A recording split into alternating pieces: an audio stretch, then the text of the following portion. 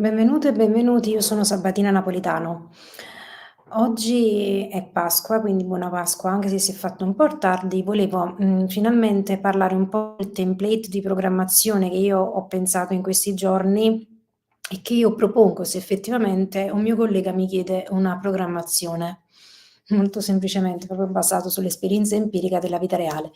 Dall'altra parte del mondo, forse c'è maggiore consapevolezza, quindi ci avviciniamo a una maggiore consapevolezza, a una maggiore profondità. Sono contenta di questo chiaramente. Probabilmente c'è una maggiore consapevolezza, c'è un passaggio di riflessione. I capelli mi danno fastidio, va bene, ma sono importanti i capelli. Benissimo, quindi partirei proprio su quello che io intendo, per programmare una lezione. Ho letto questo libro di Ivo Denisio, che non so se sia un docente, non so quanti anni abbia, onestamente non si è trovato, non ho trovato informazioni nel libro, però mi ha guidata molto. Difatti l'ho letto in questi giorni e quindi, ho preso anche spunto, anche perché nel libro c'è una grande bibliografia, quindi c'è uno studio profondo su quello che è un'UDA, unità di programmazione, su quella che è la programmazione di un'unità didattica. Io ho cercato di dire, ciò che faccio io, di mostrare ciò che faccio io, il prodotto che io, vi esplico in maniera rapida, non approfondita e chiaramente in fieri, non è il prodotto reale perché l'ho inventata la traccia. Ho inventato una traccia prendendo ad esempio, delle tracce che sono uscite in passato per la 50, ho inventato una traccia di mio pugno, anche perché mi pare di capire che le commissioni sono fatte da docenti come noi, quindi, ehm, ti trovi a parlare con dei colleghi. Per quanto riguarda quindi, l'unità didattica, ho studiato questo testo di Ivo Denisio, che non conosco, che però parla di come si fa un UDA, ma come si fa un UDA non è difficile, è abbastanza semplice perché se si va su Google UDA si trova in immagini oppure proprio sul motore di ricerca si trovano tante unità didattiche. Quindi il problema dell'unità didattica o dell'UDA non si pone, anche se l'UDA che io ho letto in questi anni che ho insegnato, le UDA che mi hanno fatto leggere e le UDA di cui abbiamo parlato coi colleghi erano UDA, devo essere totalmente onesta, relative a progetti. Un UDA oggi si fa relativamente a un progetto, si incontrano più docenti o il CDG e si fa un UDA anche riferita proprio agli studenti. Quindi il destinatario alle volte spesso mi è capitato di leggere degli UDA riferiti a studenti, come delle attività extrascolastiche o delle attività che si svolgono nell'orario scolastico che però non riguardano la pura programmazione di una lezione. Quindi io sono andata a cercare nelle tracce che sono uscite in passato, che hanno dato le commissioni in passato, ma in tutta onestà non ho trovato fai un ODA. Non lo so, stanno parlando in tutti i gruppi, in tutti i siti di saper fare un ODA, ma io non ho trovato da nessuna parte scritto svolgi un ODA, in tutta onestà. E ho trovato questa traccia, ho svolto questa traccia come la svolgerei io con dei colleghi. Quindi adesso vi mostro cosa ho fatto io e cosa penso di fare io. Poi è probabile che cambierò idea, non si sa, però al momento, ad oggi, io insegnando, se un collega mi chiede, perdonami, mi vuoi far leggere la programmazione di questa lezione o di questo modulo? Io produco questo e vi mostro che cosa faccio. Ah, vabbè, questo prima ho controllato se c'erano tutte le slide. Io un'altra cosa che non ho capito è perché tutti quanti si ostinano, hai preparato questo PD, hai preparato questo PowerPoint, hai preparato questo PowerPoint, ma dove c'è scritto che bisogna produrre un PowerPoint? Non lo so. Queste sì sono slide, ma il file che ho prodotto è un PDF, poi è un collegato il PDF o il Word, anche perché una programmazione si inserisce nella programmazione degli altri docenti, si fa insieme agli altri docenti, queste sono proprio cose della vita reale, quindi io vado a fare un esame con dei colleghi che si insegnano, quindi la programmazione non è che il docente, il mio collega mi chiede un PDF, probabile sì che mi chieda un PDF, un Word, ma è meno probabile che mi chieda un PowerPoint, cioè a che cosa gli serve un PowerPoint? Proprio nell'utilità di una programmazione, a cosa serve un PowerPoint? Non serve a nulla, non serve né al PTOF né a parlare con un'altra persona, però probabilmente il PowerPoint serve a spiegare i contenuti della lezione. Non lo so, non saprei definirlo, però io produco questo, produco un modello tabellare che ho consolidato con la mia breve e umile esperienza e questo propongo. Quindi ci ho messo il titolo del concorso ordinario 2024, scuola secondaria di secondo grado.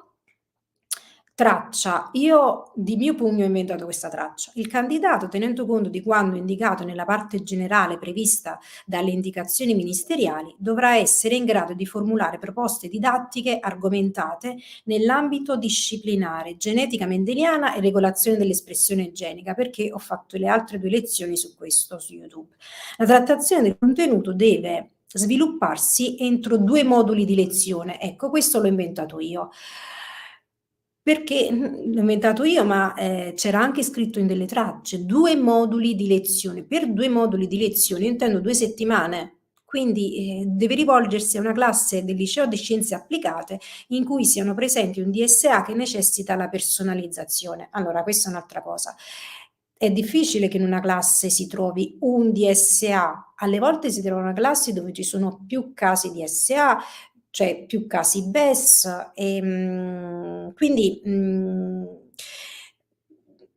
per la personalizzazione chiaramente noi facciamo un PDP, poi il PDP si programma molto prima, quindi tu se la classe è tua lo sai se non è il primo anno dei 5, tu già lo sai, quindi tu prepari subito il PDP, lo tieni già preparato, anche perché preparare un PDP non è una cosa che si fa nell'arco di un giorno. Cioè, preparare un PDP, loro mi dicono prepara, necessita la personalizzazione, va bene, io lo so fare lo schema del PDP, so come si fa una programmazione di PDP, però nella vita reale il PDP ha bisogno dei parenti, dei genitori, del ragazzo, ha bisogno del ragazzo stesso, ha bisogno dell'insegnante per conoscere il ragazzo, il modo in cui apprende, ha bisogno del CDC, quindi la personalizzazione, il PDP e l'individualizzazione sono processi molto seri che riguardano anche la legislazione. Quindi io su questo caso non metto bocca in questo momento. Nel caso mi si chieda come fai una programmazione, come ti poni in questa vicenda, io gli detto le normative, gli dico come si fa, perché chiaramente sono cose che hanno a che fare con l'ambito legale, quindi gli spiego tutta la prassi che si fa. Il contesto. Ah, poi ho scritto data e luogo, mi sono fatta un regalo, sentite qua, 14 maggio Siena, cioè un concorso che si fa a Siena il 14 maggio. Candidato me medesima Sabatina Napolitano. Io mi premerei per l'inventiva. Allora, contesto, istituto ho scritto liceo della città di Siena, anche perché la traccia chiedeva un liceo delle scienze umane, classe terza liceale. Qui si fa così, si scrive il numero degli alunni, i BES DSA, diversamente abili, gli stranieri, gli stili di apprendimento, la motivazione, l'interesse, la partecipazione, i bisogni formativi di apprendimento, prerequisiti richiesti, risultati attesi a livello disciplinare e socio-comportamentale. Qui si scrive questo generalmente, cioè tu devi spiegare che classe è, di che tipo di classe si tratta, con che classe avrai a che fare, qual è il riferimento. La disciplina è scienze, gli spazi. Qui si scrive come sono effettivamente gli spazi in cui si va a insegnare. Quindi le aule sono grandi con l'IM, generalmente. PC portatili, ampi laboratori, ci sono strumenti di didattica compensativa e dispensativa, la legge 170 del 2010, calcolatrici, computer con correttori automatici, libri digitali, c'è il laboratorio di scienze, il laboratorio di informatica, biblioteca, manuali, palestra, salone, giardino e altro.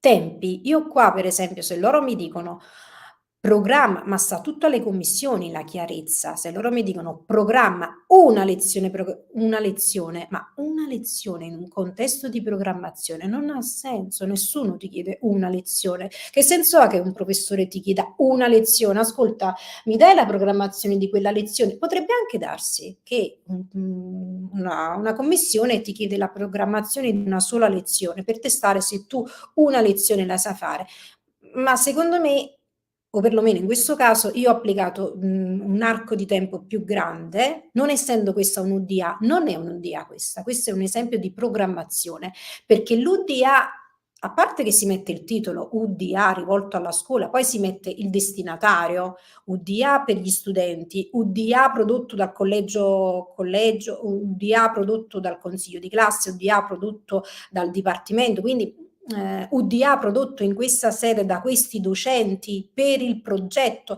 quindi il mandato, la descrizione, la destinazione si dice all'inizio se fosse un UDA, ma la traccia non ti dice produci un UDA, no, la traccia ti dice produci un modulo di programmazione e quindi io faccio così, farò così. Tempi, quindi in questo caso ho messo 4 settimane, al di là del fatto che mi possa essere chiesta, diciamo, un'altra durata.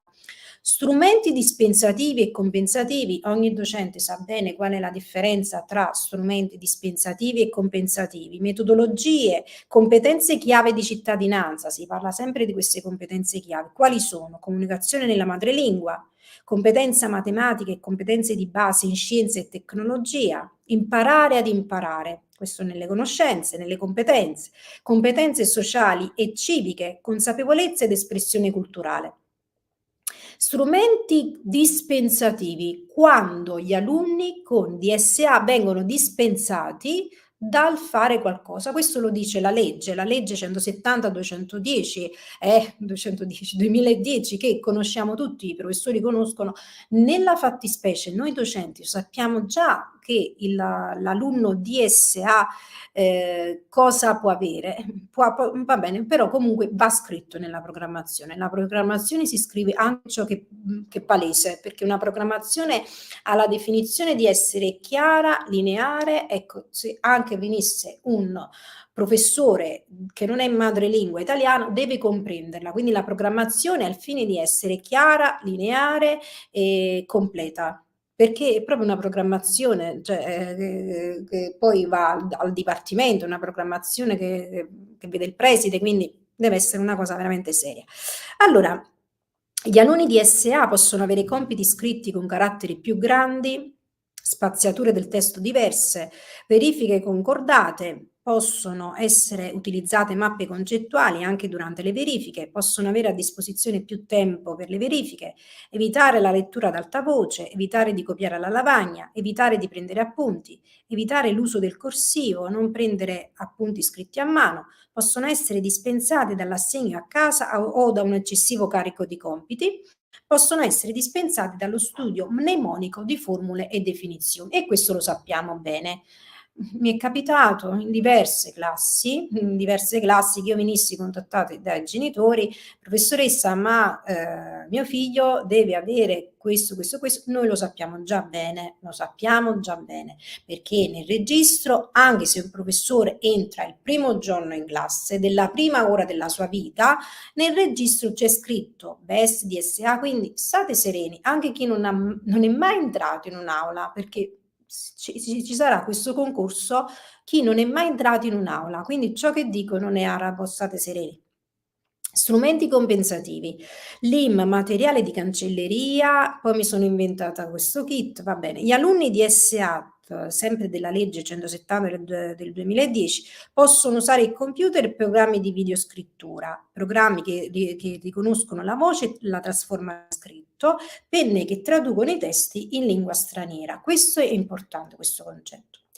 Questa strumentazione, anche per la didattica inclusiva che io ho inserito, per l'inclusività, questa strumentazione di strumenti compensativi, dispensativi, non è solo per i BES e per il DSA. Il professore con questa programmazione ha uno sguardo totale sulla classe. È evidente che se la classe ha 4 BES, un DSA, bambini o ragazzi con altri tipi di problemi, lo sguardo diventa complessivo. Quindi, per esempio, a me capita, sì, io produco mappe logiche, mappe concettuali, approfondimenti, scrivo alla lavagna nonostante i BES siano dispensati dal copiare gli appunti o dal leggere ad alta voce o da ripetere mnemonicamente definizioni, ma io stessa cerco di avere uno sguardo complessivo, strumenti compensativi e dispensativi, ma inclusivi, tutti quanti devono far gruppo, non c'è di fatti una differenza perché il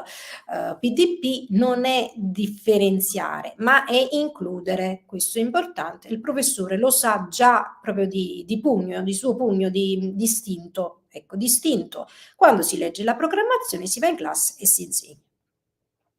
Metodologie, qua l'ho detto in breve, però poi c'è la parte dei contenuti, delle fasi, che perché io ho diviso in fasi, chiaramente essendo 4 settimane, metodologie, lezioni frontali, laboratorio, lavoro di gruppo, visite guidate. Io qua ovviamente ho fatto un prospetto, poi anche inserendo delle gite che ho inventato, perché avendo 2 settimane a disposizione mi sono inventata una gita, no, ho programmato una gita al museo dei vaccini di Siena, perché me l'ha consigliato anche Francesco, il mio collega, quindi io non conoscevo nemmeno questo museo, pure io mi metto nella posizione di cui chi vuole visitare questo museo, il museo dei vaccini, quindi mi è piaciuto anche fare da me queste ricerche. La classe.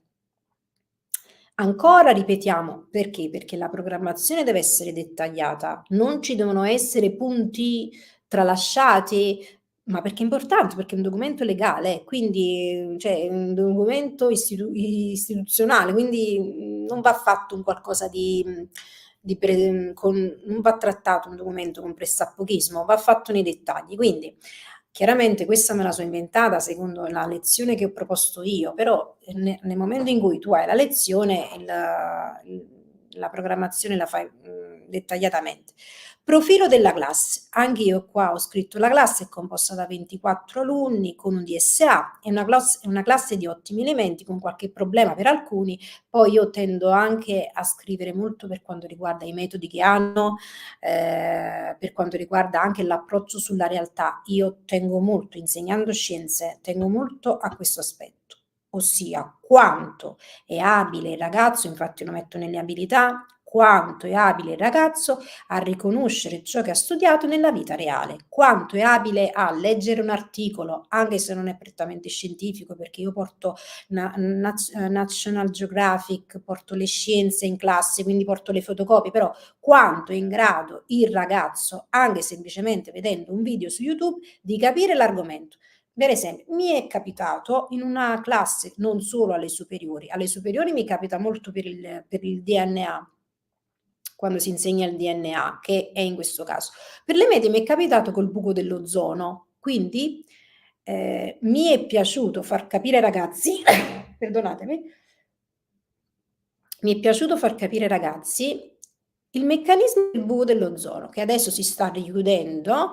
I ragazzi erano entusiasti perché hanno capito che all'interno di questi frigoriferi c'erano i clorofluorocarburi che volavano nello spazio fino all'ozono e praticamente assottigliavano lo strato di ozono. Quindi tutto questo è importantissimo secondo me per quanto riguarda la scienza, diversamente dall'approccio, questo no, vale anche per la chimica, vale anche per la chimica.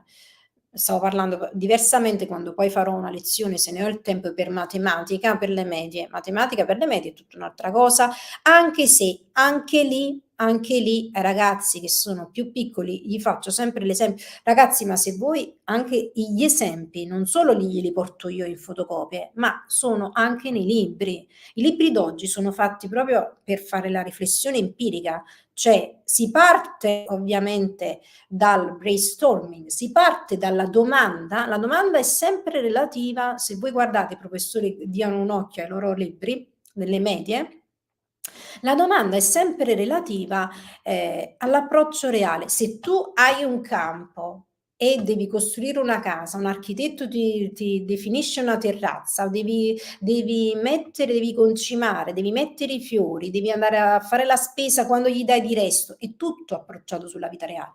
Quindi la matematica e le scienze medie e superiori si muovono veramente tutte e 2 le discipline, quante discipline conosciamo noi insegnanti di scienze, verso l'applicazione nella vita reale, perché è proprio così, perché soprattutto alla scuola dell'obbligo è proprio così. Il ragazzo, il bambino, il ragazzo, l'adolescente deve comprendere e comprende, diventa abile nel capire che tutto ciò che viene studiato per le scienze non è materia empirica. Questo è il caso delle scienze. Poi non so, la programmazione per esempio, non mi occupo di programmazione di lettere, storia, filosofia, penso che sono altri, gli obiettivi specifici di apprendimento sono diversi.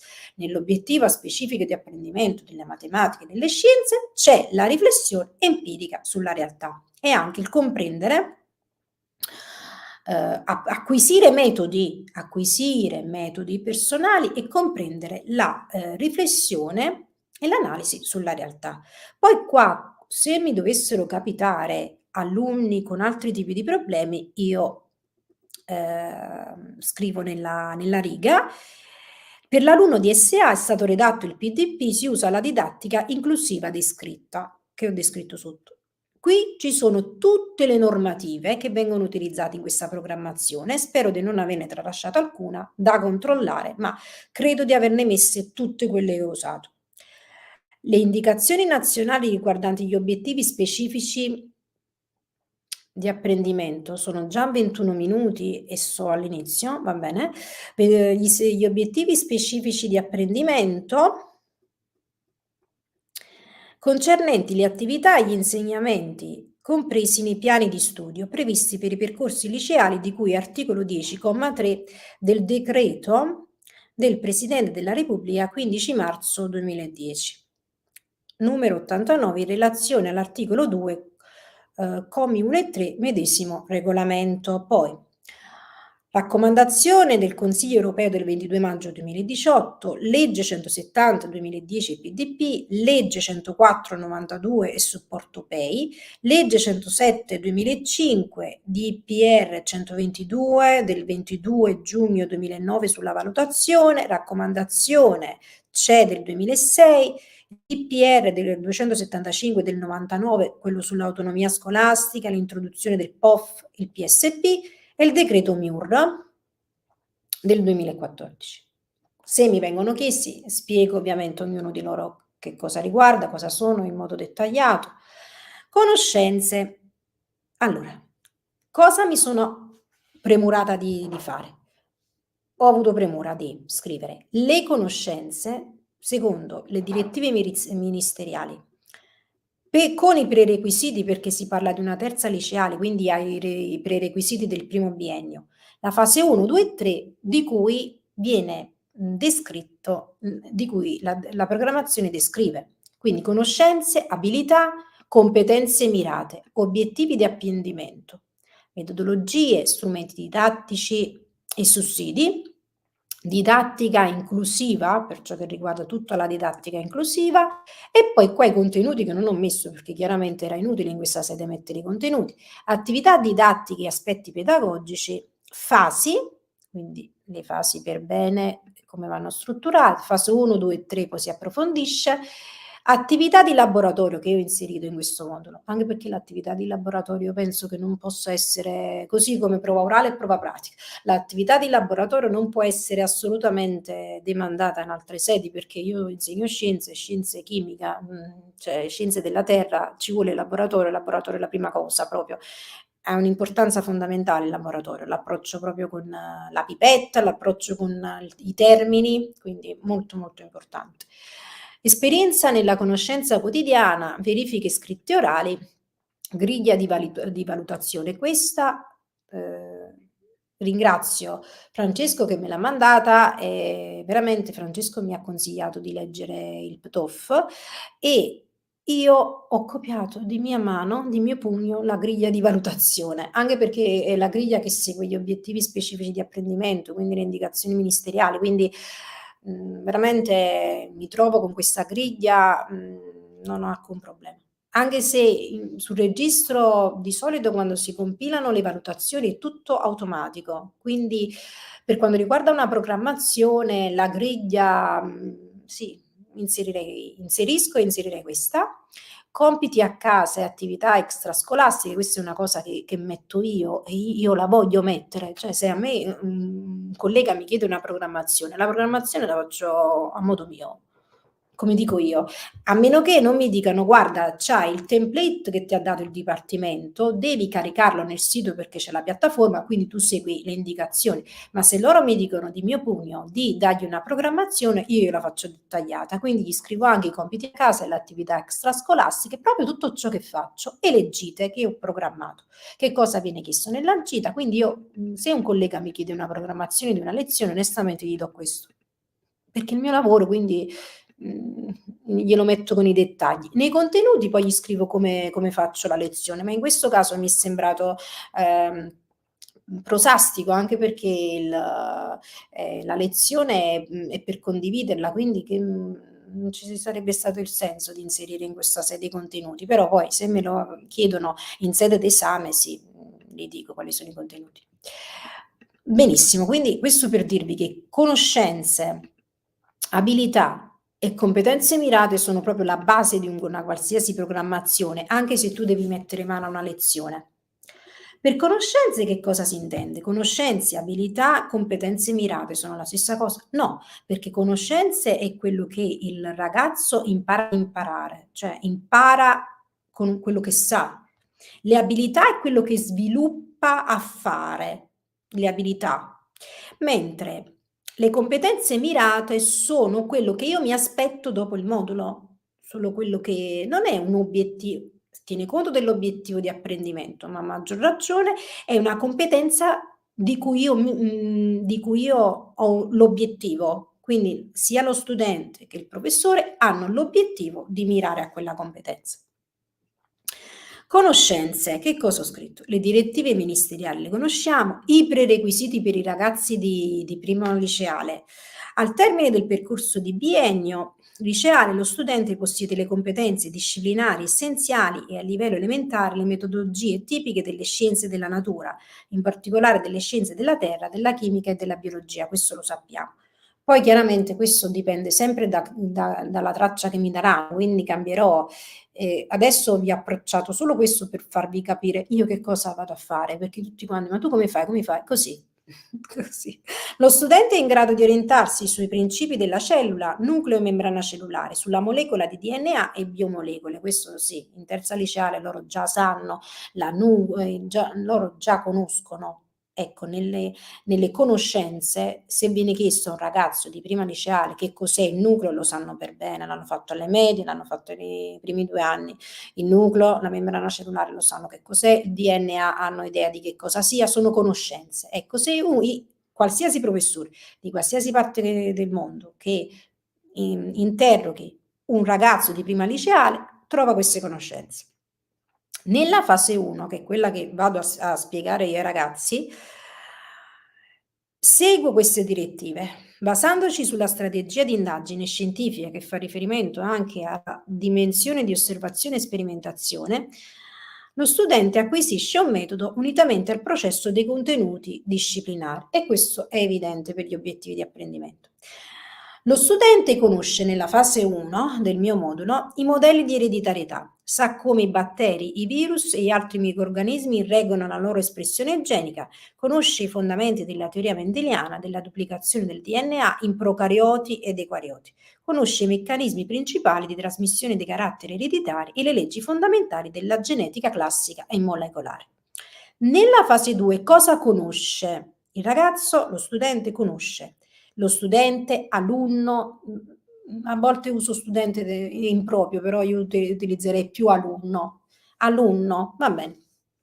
Perché studente forse si usa più per l'università, ma anche se la differenza, veramente, la differenza, non è sostanziale, quindi studente, alunno, oddio, discende no, eviterei anche scolaro, eviterei anche, no, alunno va bene, alunno o lo studente, va bene.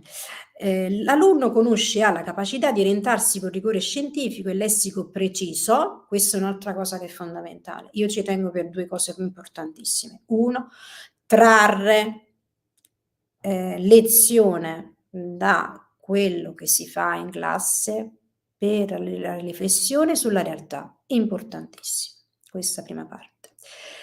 Secondariamente il lessico specifico, ci tengo tantissimo al lessico specifico. Io credo che le scienze, la chimica, la biologia debbano educare i ragazzi a pensare alla lingua scientifica, che è una lingua diversa. Gliel'ho detto sempre, glielo dico spesso, glielo dico in continuazione, che bisogna parlare in termini scientifici. Lo studente, l'alunno, conosce e ha la capacità di orientarsi con rigore scientifico e lessico preciso relativamente alla struttura del DNA, pone l'accento sui meccanismi di relazione, trascrizione e traduzione e conosce cosa sono i plasmidi. Fase 3, che è la fase di laboratorio, quindi io ho ipotizzato 2 lezioni che si fanno in classe per 2 settimane, e quindi sono tante, non sono poche, soprattutto il liceo delle scienze applicate. Questo modulo, loro mi hanno chiesto in 2 moduli, questo modulo è sviluppato in tanti tempi, quindi perché io ogni volta che vado, può capitare pure che c'ho 5, 6 ore alla settimana, quindi non è assolutamente poco. Non è poco, anche perché i ragazzi devono andare rapidi, quindi io alla chiusura del modulo io ho messo anche l'esperienza di laboratorio, una verifica scritto e orale, scritto, voto scritto e voto orale, perché secondo me anche se è una materia orale ci vuole uno scritto, ora vi dico io come faccio, e poi scritto, e poi che vi stavo dicendo, io ho messo anche l'attività di laboratorio, terza fase, attività di laboratorio. Lo studente indaga la complessità di un fenomeno laboratoriale, applica la conoscenza dei protocolli perché è in grado di comprendere il linguaggio e le simbologie di reazioni chimiche e biologiche. Quindi cosa conosce? Conosce la reazione che gli ho fatto fare in laboratorio, l'estrazione del DNA. Abilità. Questo viene scritto dopo perché nella programmazione è in divenire. La programmazione si fa con lo scopo di aprire il dialogo, di aprire il libro che tu hai programmato in questo caso, perché veramente sembra un libro, o perlomeno come l'ho concepito io, il processo deve essere dettagliato, quindi tu gli devi spiegare tutto e che cosa il ragazzo conoscerà anche nella fase laboratoriale. Abilità, che cosa sa fare, non cosa conosce. Quindi i prerequisiti erano questi, siamo sempre in prima liceale. In termini metodologici, l'alunno era in grado di individuare attività da svolgere in laboratorio, padroneggiare gli argomenti richiesti dalla programmazione del biennio, svolgere attività aggiuntive alle lezioni nell'inquadramento della didattica applicata al mondo reale, e questo lo dico sempre, inquadramento della didattica applicata al mondo reale, alla conoscenza della realtà, alla riflessione sui fenomeni naturali. Fase 1. Lo studente cosa è abile a fare? Cioè cosa sa fare, non cosa conosce. Formula domande di una certa complessità sulla natura del DNA. Raccoglie e interpreta i dati relativi alla genetica mendeliana, si pone in modo critico di fronte alle leggi di Mendel e cerca di comprenderne la problematicità applicando rigore scientifico e atteggiamento tipico dello scienziato, dello studioso di scienze. Questo è importante. Cosa è abile a fare? È abile a pensare come uno scienziato. Fase 2. Si pone di fronte allo studio dei meccanismi di espressione genica in modo problematico, quindi è un'abilità questa che si applica nelle scienze, acquisendo quindi conoscenze non solo scientifiche, ma anche culturali. Lo studio favorisce una comprensione approfondita della realtà, ancora lo ripeto, applica le conoscenze acquisite alla vita reale. Lo ripeto sempre perché è fondamentale, importantissimo. Fase 3. Cosa è abile a fare dopo un'esperienza di laboratorio? Lo studente sviluppa strategia di indagine propri, questo è proprio questo termine lo utilizziamo sempre, strategie di indagine propri, facendo capo alla dimensione dell'osservazione e della sperimentazione. Organizza ed esegue attività empiriche, comprende i passaggi del protocollo di laboratorio.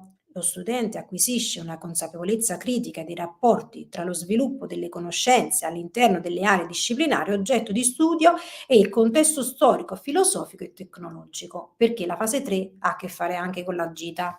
Questo è molto importante. Attività e obiettivi trasversali. Studiare il DNA ci fa capire la realtà. Competenze mirate. Questo è importantissimo. Al termine del percorso, quindi prerequisiti quali sono? Al termine del percorso biennale lo studente ha acquisito queste competenze. Sapere effettuare semplici connessioni logiche, riconoscere o stabilire relazioni elementari, classificare, riconoscere le situazioni della vita reale e aspetti collegati alle conoscenze acquisite, anche per porsi in modo critico e consapevole di fronte ai temi di carattere scientifico e tecnologico della società attuale. Nel primo biennio, grazie all'approccio di tipo fenomenologico e osservativo-descrittivo, gli alunni comprendono gli aspetti di carattere osservativo dei viventi, della biodiversità della cellula concenni alla molecola del DNA. Al termine di questi modelli, l'alunno è in grado di sviluppare analisi teoriche sulla genetica classica e sulla genetica molecolare, sa impiegare materiali di laboratorio per estrarre il DNA, conosce le tecniche utilizzate, le competenze apprese. Nella fase 1, che poi vado a descrivere con tutti i metodi di riferimento, individua qual è la competenza mirata. Individuare collegamenti e relazioni, individuare e rappresentare elaborando collegamenti e relazioni tra fenomeni e concetti diversi, anche appartenenti a diversi ambiti disciplinari, individuando analogie e differenze.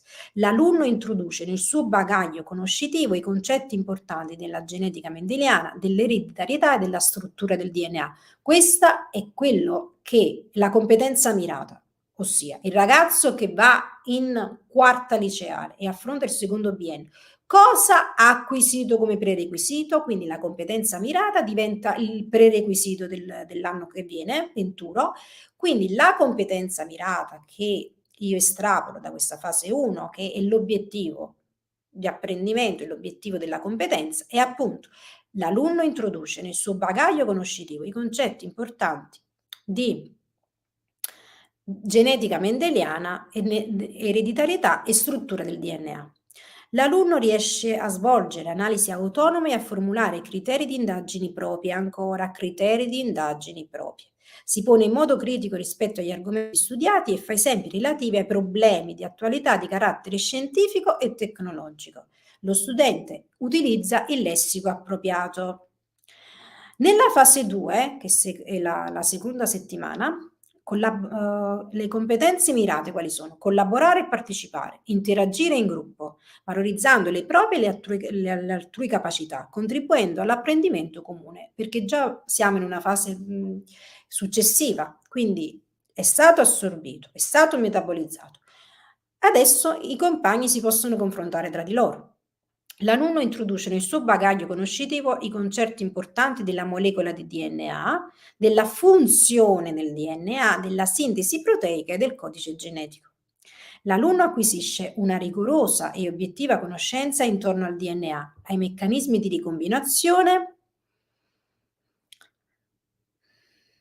e controllo dell'espressione genica, struttura le informazioni, riflette e dibatte sugli argomenti, sia con i compagni che durante le verifiche scritte e orali. Fa connessioni con altre discipline acquisendo competenze trasversali, cosa a cui io tengo, che si evidenziano dalla programmazione. Dalla programmazione si evidenzia anche il metodo dell'insegnante, cosa sottolinea, cosa tiene.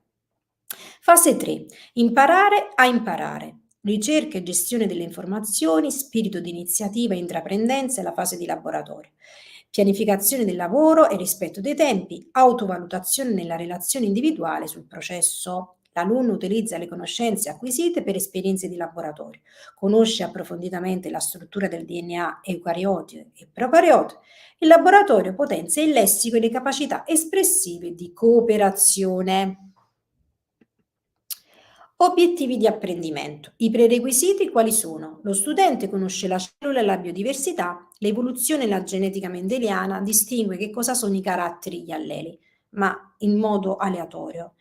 I traguardi per lo sviluppo delle competenze. L'alunno sviluppa un atteggiamento positivo rispetto alla genetica attraverso esperienze significative che gli hanno fatto intuire come comprendere il DNA sia importante al fine di comprendere la realtà. Ancora una volta lo ripeto, però questo è un traguardo per lo sviluppo delle competenze. Questo è importantissimo, è un traguardo imprescindibile. Un docente che insegna queste cose alla fine non ha ottenuto questi risultati, deve un po' fare i conti con se stesso. Quindi la programmazione insegna anche al docente di fare i conti con se stesso prima di sbagliare, perché se tu hai programmato se tu hai fatto una programmazione andrà sicuramente bene.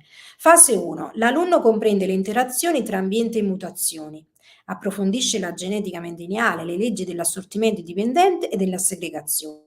Apprende la teoria cromosomica dell'ereditarietà, gli esperimenti di Griffith, gli esperimenti con i batteriologi, la struttura del DNA di Watson e Crick. Confronta i modelli di ereditarietà, l'alunno distingue un genoma batterico da uno umano, si orienta quando gli si chiede della molecola del DNA e della sua struttura, riconosce i principali enzimi coinvolti nella duplicazione, replicazione e trascrizione, conosce e usa il lessico preciso richiesto. Fase 2. Processi di duplicazione, traduzione, trascrizione e controllo dell'espressione genica, spostamento di geni, plasmidi e coniugazione, virus come vettori di informazione, trasposoni, riconoscimento, denominazione, classificazione di enzimi legati ai processi del DNA, esecuzione di analisi e problemi mirati. Fase 3. L'alunno riconosce il protocollo di come si estrae il DNA da patate e banane e dall'epitelio boccale. Metodologie, strumenti didattici e sussidi. Prerequisiti. Gli alunni per il biennio hanno già usato questo tipo di testo, che io dico qual è il tipo di testo, insieme ad altri volumi da me scelti. Io estraggo anche altre lezioni, gli condivido dei file, insomma, riviste specializzate che io uso, National Geographic, Le Scienze Mind, Gli enigmi della scienza. Fase 1. Gli alunni usano il libro di testo, leggono articoli scelti dall'insegnante dal National Geographic e le scienze.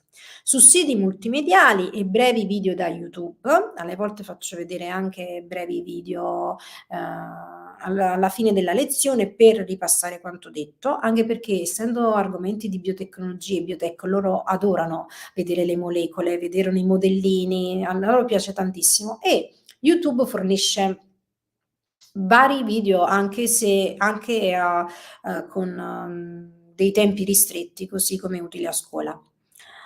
Visti in classe, il computer a casa e il laboratorio scientifico, questo è quello, i supporti. Fase 2, ovviamente questo è scritto nel PDP per la didattica inclusiva, si parla anche delle metodologie, strumenti didattici, sussidi, già l'abbiamo detto, degli strumenti compensativi e dispensativi. Fase 2, gli alunni hanno usato il libro di testo, e ripeto più o meno quello che si fa, e poi il laboratorio, gli alunni usano il laboratorio scientifico, la LIM, il computer, i libri di testo, gli articoli di giornale. Didattica inclusiva, qua è un po' lunga, la facciamo lunga, spero di finire entro l'ora. Le normative, la legge 170 2010 e il decreto attuativo del luglio 2011 indicano la legge che ha riconosciuto l'esistenza della dislessia, della disgrafia, della disortografia e della discalculia come disturbi specifici di apprendimento DSA. Si tiene anche conto della direttiva ministeriale del 27 dicembre del 2012 che cita gli strumenti di intervento per alunni con bisogni educativi speciali e organizzazione territoriale per l'inclusione scolastica. La circolare ministeriale del 6 marzo del 2013, strumenti di intervento per alunni con bisogni educativi speciali e organizzazione territoriale per l'inclusione scolastica. Con le due direttive del 2012 e 2013, la legge 170 è stata estesa a tutti i BES, alunni con bisogni educativi speciali, che hanno una certificazione diagnostica oppure uno svantaggio scolastico. La legge 170 dà diritto a una didattica personalizzata e individualizzata nel rispetto degli obiettivi generali specifici di apprendimento della classe. Prerequisiti. L'educazione personalizzata è definita come un'attività che consente a ogni studente di sviluppare appieno il proprio potenziale, partendo dalla consapevolezza delle proprie aspirazioni e dei propri talenti, trovare metodi e strategie di apprendimento diversi in base al proprio stile cognitivo. In questo mi sono aiutata anche nel libro di Ivo Denisio, che spiega bene questa parte della didattica inclusiva, quindi su questo sì, lo ringrazio perché non conoscendo, non sapendo chi è, spiega molto bene questa parte della didattica inclusiva, quindi mi è piaciuto molto come l'ha trattata e l'ho presa ad esempio. La didattica inclusiva non si limita agli alunni di SA o BES, ma permette a tutti gli alunni di apprendere insieme senza distinzioni di abilità e capacità. Questo l'ho detto all'inizio di questa lezione, è fondamentale, è importante questo punto, teniamolo presente.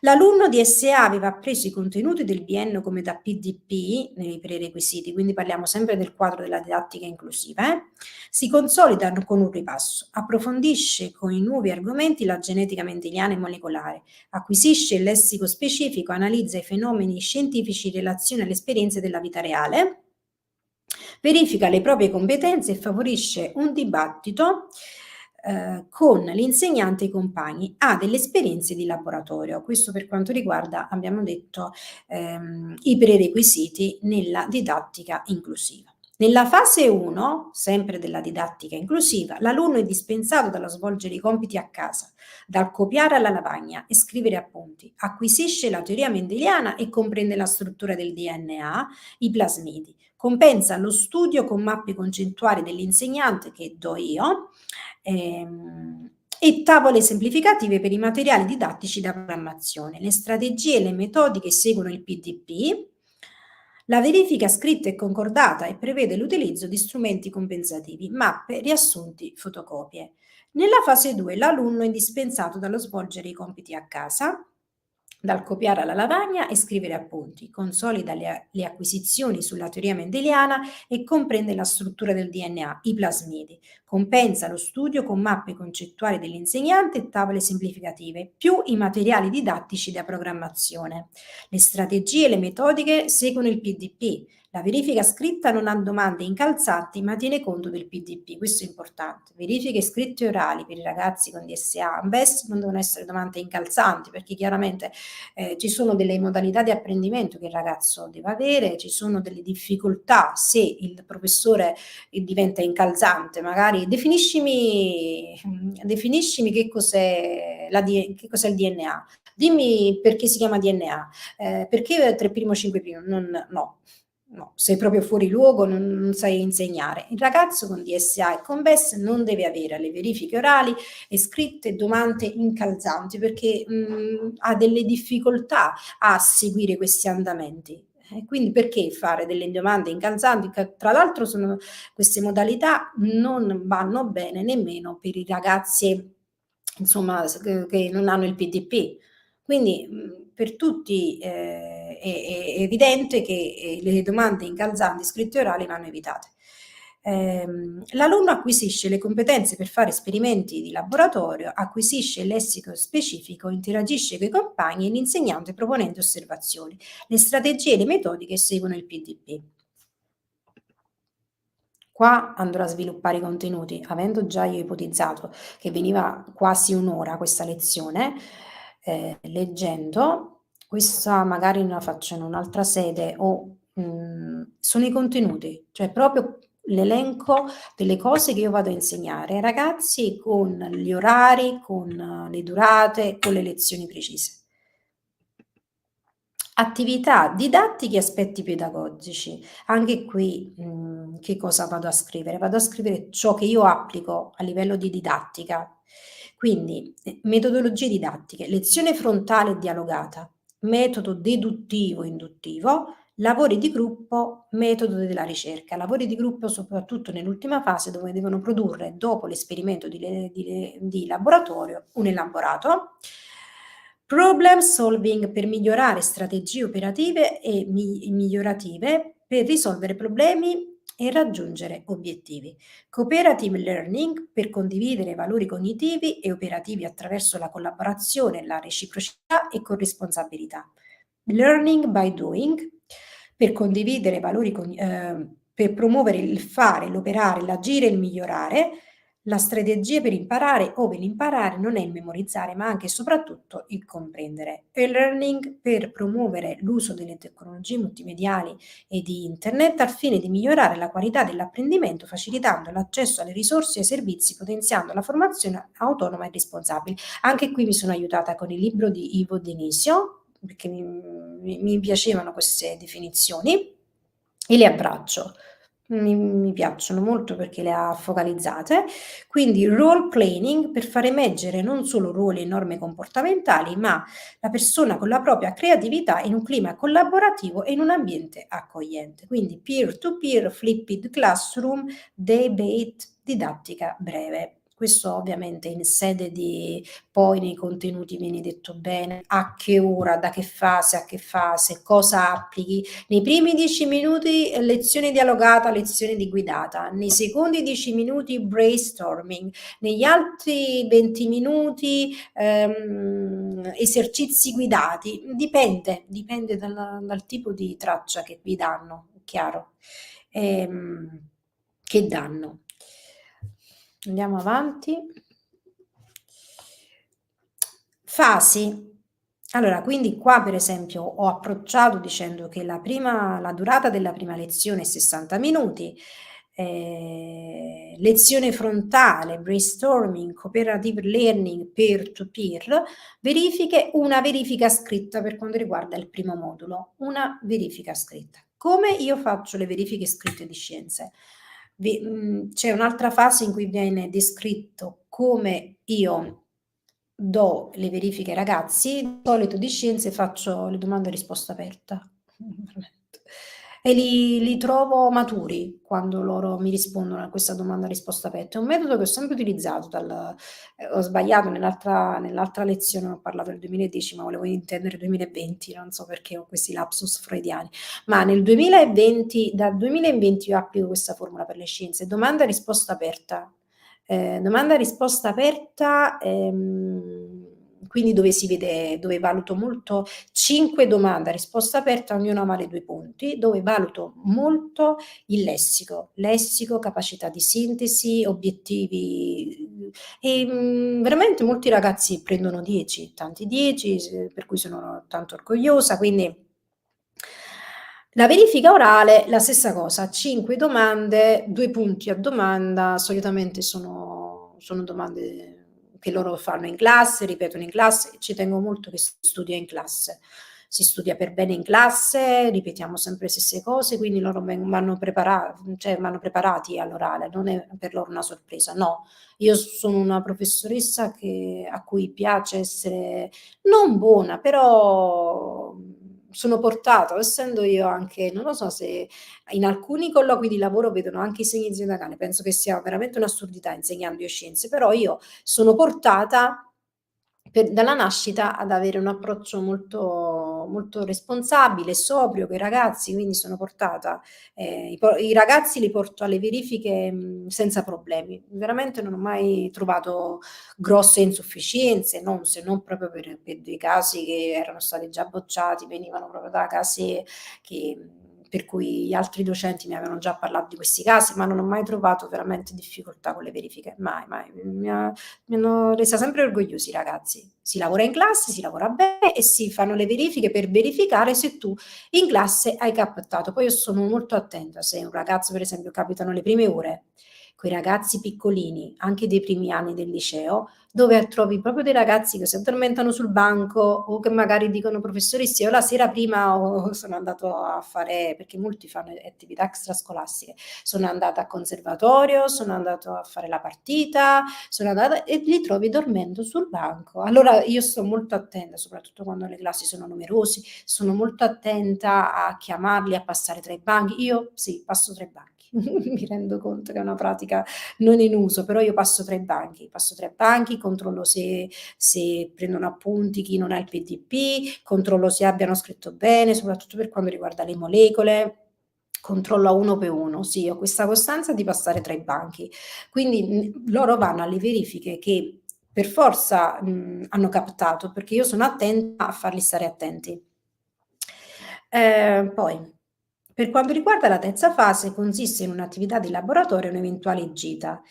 La verifica è l'elaborato col voto nella seconda fase, quindi, la verifica orale, estrazione di DNA museo. Fase 1, 2 e 3, ve l'ho detto, si spiega nel dettaglio. Attività di laboratorio, quindi che io ho programmato, un'estrazione di DNA da patata, dall'epitelio boccale, quindi ovviamente i ragazzi hanno i libri di testo, devono prendere appunti perché dopo il laboratorio loro producono un elaborato con voto, quindi hanno un altro voto pure per recuperare se qualcuno è andato male. Quindi alla fine loro veramente escono da questo modulo preparati, sanno argomentare. ehm, il feedback qui ho inserito nell'attività di laboratorio, come potete vedere, ma ci vuole l'ingrandamento, non ho trovato metodi diversi per far vedere queste slide. Feedback. Lo studente si dimostra entusiasta, propone analisi sul protocollo di laboratorio, si prepara l'elaborato e prende appunti. Verifica. Gli esperimenti di laboratorio sono una parte fondamentale nello studio della genetica. Imparare questi protocolli è utile a conoscere meglio la realtà. Lo studente produrrà un elaborato con voto all'insegnante. Poi qua ci ho messo una fase, siamo a 55 minuti e sono le 11 di sera, quindi veramente mi sono data molto per questa programmazione, ma ogni docente si dà molto, si dà, è il nostro lavoro, quindi non faccio niente di straordinario. Esperienza nella conoscenza quotidiana. Prerequisiti. Lo studente conosce l'importanza della genetica e distingue che cos'è un carattere trasmesso, riconosce che nel nucleo della cellula si trova il DNA. Durante tutte le lezioni lo studente affronta l'argomento enucleando ciò che è fondamentale all'analisi dell'esperienza reale. Metodi didattici, brainstorming, lezione guidata, peer-to-peer. Feedback, questo è molto importante. Come vedete in queste fasi ho aggiunto il feedback. Il feedback, ciò che il ragazzo risponde, ciò che il ragazzo fa, come risponde al modulo. Quindi lo studente, l'alunno, comprende l'importanza della genetica nella vita quotidiana, fa riferimenti agli articoli proposti, propone riflessioni e approfondimenti. Verifiche scritte e orali, quindi abbiamo parlato. Le verifiche sono per valutare il processo, il prodotto, valutare l'attività, il dialogo con gli studenti, valutare proprio l'attività, quindi è anche importante una rubrica di autovalutazione per l'alunno e per il professore.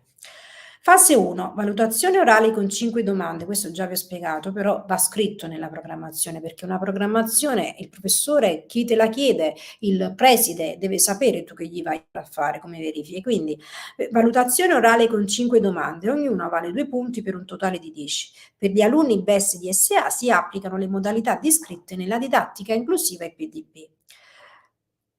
Fase 3, cioè dopo l'attività di laboratorio e così resta aleatoria? No, c'è un documento scritto con voto, quindi un elaborato di approfondimento in PowerPoint, lavoro di gruppo, PDF, Word o cartellone sull'esperimento di estrazione del DNA da esporre in classe con voto sul registro. Ho trovato questa esperienza e le altre descritte molto che rende fieri, sia dal punto di vista didattico molto produttive, perché rende fieri sia l'insegnante che gli studenti, che i ragazzi, che gli alunni. Questa è la griglia di valutazione, come vedete va dall'1 al 2 fino al 10, eccellenti, quindi competenze corrette, fluidità, capacità di argomentare esprimendo giudizi critici originali, sempre con 10. Si valutano il punteggio si valuta, il voto si valuta in base alla conoscenza dei contenuti. Quindi i contenuti possono essere da 1, 2, l'allievo rifiuta. Quante slide mancano? Ah, ok, mi posso un attimo dilungare su questa fase. L'allievo rifiuta l'interrogazione oppure non fornisce alcun elemento di valutazione. Questo per quanto riguarda 1 e 2. 2,5 per esempio, chi prende 2,5 del tutto assente non mi è mai capitato, quindi competenze quasi inesistenti, capacità assenti, comunque non mi è mai capitato, mai capitato. A me capita più di mettere 9, quindi competenze corrette, fluidità, padronanza del linguaggio specifico. Mi sto un attimo stancando, però teniamo bene alta la concentrazione, ottime, quindi capacità ottime. Spiego un attimo il retroscena. La fase della programmazione che è stata per me più quella della passione di questa Pasqua, che è stata quella più legata alla croce del professore, è la formulazione delle tabelle. Però io personalmente trovo che le tabelle siano esplicative e chiare, complete e soprattutto visibilmente facili da intendere in qualsiasi grado di istituto. Io poi ho l'esperienza di insegnare in una regione che non è la mia, per cui io sono cresciuta, quindi quando tu vai in un'altra regione come molti professori e fai questa carriera e questa gavetta basata sul girare tante scuole, sul stare in una regione che non è la tua, stare lontani anche dalla famiglia, anche se siamo grandi, siamo maturi, abbiamo una nostra famiglia, dovremmo avere una nostra famiglia, io dovrei avere dei figli, però comunque l'approccio verso l'istituzione, l'approccio verso l'altro è diverso. Tu comunque ti poni in una dimensione in cui devi spiegare bene e quindi in questo l'essere pendolari, l'essere lontani da casa, l'essere lontani dalla propria regione aiuta secondo me. Aiuta perché tu ti poni sempre in una modalità diversa rispetto all'istituzione, rispetto all'alterità. Quindi il lavoro forte e impegnativo è stato quello di produrre delle tabelle esplicative quanto più possibile per esercitare quello che è il mio lavoro, la mia disciplina.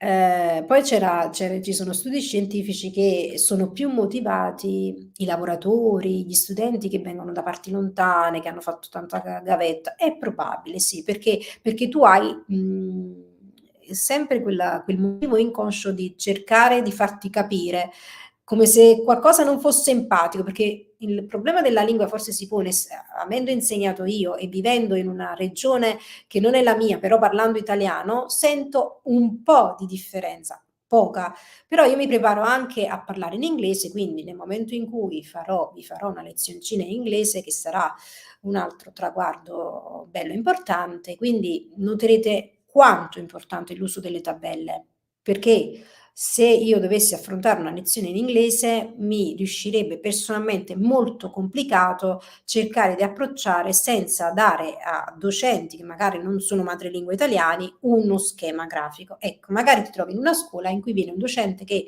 insegna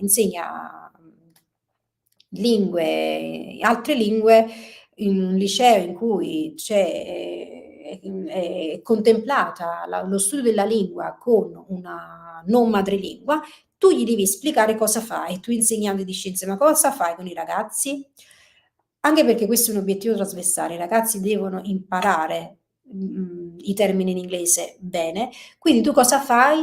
Mostrandogli le tabelle diventa tutto più chiaro e deciso e preciso.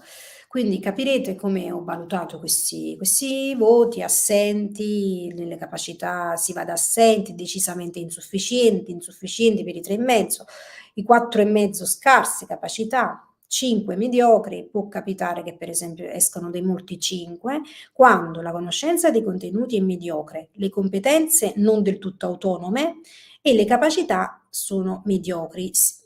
La valutazione di un professore di scienze per quanto riguarda gli alunni si basa sul linguaggio specifico, ma soprattutto sulla responsabilità, ossia l'autonomia espositiva. Quindi quando il ragazzo autonomamente, mi sono capitate delle classi veramente meravigliose, o perché sono stata fortunata, meravigliose dove io spiegavo, ma argomenti anche complessi, molto complessi, come le cellule staminali, argomenti che io personalmente, questo lo dico tra me e me, lo posso dire, che io ho reputato complessissimi, ossia come per esempio prendere da una cellula staminale, come differenziarla in un neurone, in un muscolo, in una cellula dell'epidermide, i ragazzi l'hanno capita, ma nel giro di 20 minuti. Allora io mi sono meravigliata di quanto fosse importante anche il processo della storia, perché al tempo, quando io ho frequentato l'università, questi concetti erano, io sono andata all'università, non sapevo, non era un mio prerequisito che la cellula staminale si differenziasse facilmente in una cellula neuronale, se avessi voluto. Invece i ragazzi, adesso che sono piccolini, ragazzi giovanissimi, apprendono questi concetti in 20 minuti. Quindi questa è la grandezza della scienza. Poi la scuola dà tanto, la scuola veramente è un mondo che dà tanto. I ragazzi danno tanto, soprattutto per quanto riguarda la scienza, la scuola, l'insegnamento dà molte soddisfazioni, sia ai ragazzi che ai docenti. I compiti a casa e le attività extrascolastiche a segno per casa. Gli alunni con DSA sono dispensati da sorbaccarico di compiti, lo ripeto ancora. Fase 1, l'alunno a casa legge le pagine dal libro di testo, risponde alle domande alla fine del capitolo, ricopia sul quaderno le mappe logiche proposte, se sono proposte, alle volte sono proposte dai libri, le mappe logiche in tutti i libri, però ne inventa di nuove con l'utilizzo di termini precisi. A volte gli faccio inventare proprio delle mappe logiche se non gliele ho portate già io in fotocopia. Studia dagli appunti presi a scuola ciò che è scritto nel libro. Studia e ripassa il quadrato di Punnett, le leggi di Mendel, fa esempi di ereditarietà applicate alla realtà. Fase 2. Più o meno l'alunno fa gli stessi compiti, però studia e ripassa il meccanismo di regolazione genica dei procarioti con il modello dell'operone e negli eucarioti con il modello della cromatina. Quindi mi devi fare bene il disegnino della cromatina, come si modifica, nell'operone come si modifica, e loro lo fanno, li fanno. Ho trovato che nella scienza, quando loro fanno i grafici, i disegni, loro trovano tutto molto meno teorico.